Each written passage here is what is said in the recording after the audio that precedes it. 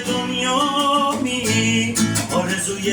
شیرین اونی که میخوامی بهترین کافه داشت محسن و توی خوابم جستجو میکردم یه روزی داشتن تو آرزو میکردم حالا که دستاتو توی دستم دارم توی موهاتشم